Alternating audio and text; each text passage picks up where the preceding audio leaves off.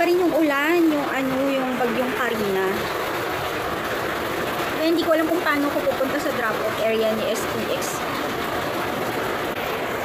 Kaya hindi ko alam kung paano ko pupunta sa drop-off area ng SPX na yan, service point. Kasi, ang lakas ng ulan kasi.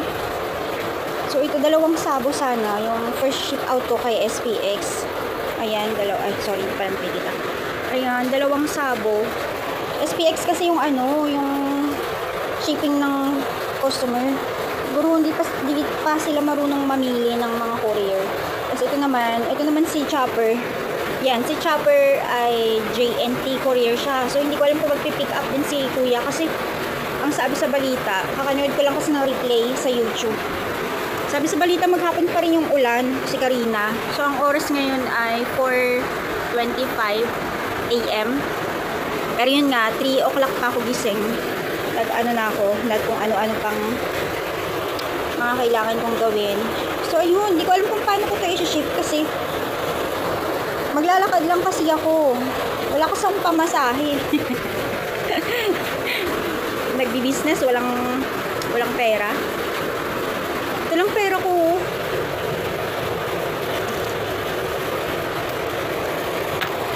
Walang pamasahe. Ano kasi ang pamasahe dito? Special kasi. Yan lang yung money ko. Yan lang yung natira kasi nagbayad ako ng utang. Dami kasi utang ni Mishi. So, ayun. Kaya, nilalakad ko lang. At talagang gusto ko talagang lakarin yung drop-off area na yun sa M. Luwilier. Kasi nga, exercise ko na rin. So, today mukhang hindi ako workout. So, yun. For sure, baha na talaga sa labas. Yan sa kalsada. Hindi ko talaga alam kung paano ko punta. Kasi, baha. Mas malakas yung ulan. Uy, Karina, umalis ka na dito. So, yun yung mga first ship ko talagang naapektuhan kasi, at yung mga delivery kasi, syempre, understood naman yun na ulan, malakas ang ulan, hindi makakapag-deliver yung iba. Kaya na-delay din yung ibang mga deliveries ko. Cebu yata yun, kahapon lang dumating sa buyer, kahapon lang na-receive. Tapos itong mga ginagawa ko at mga first ship ko pa.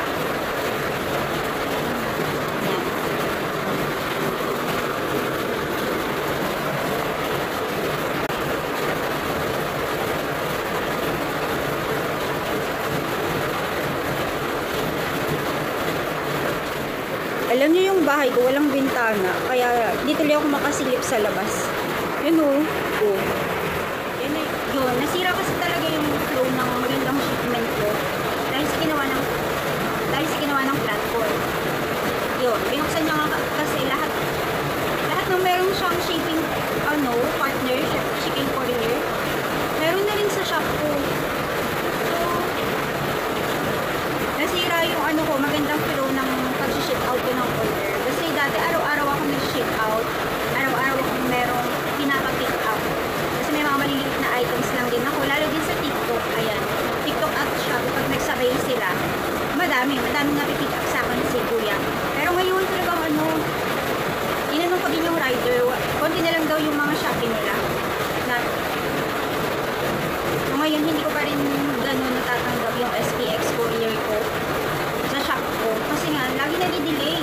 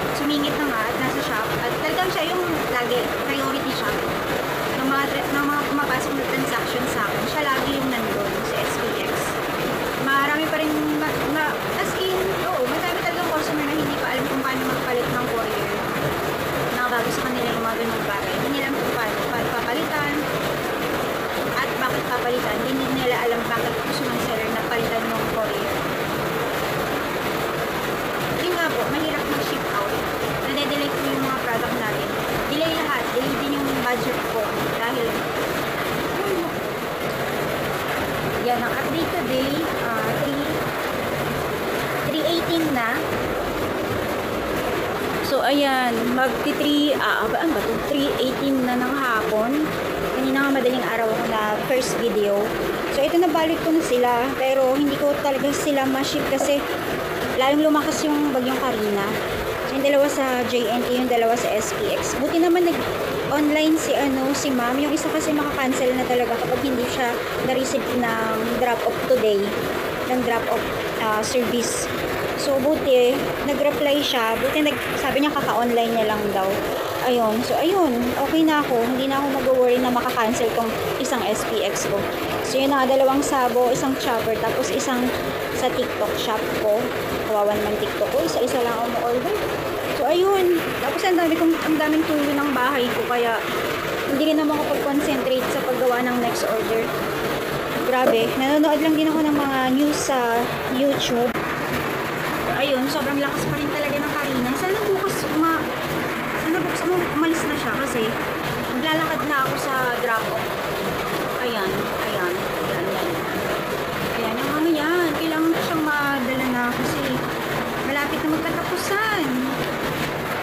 Marami tayong bayarin. Marami tayong due date. May-stock yung aking first shift.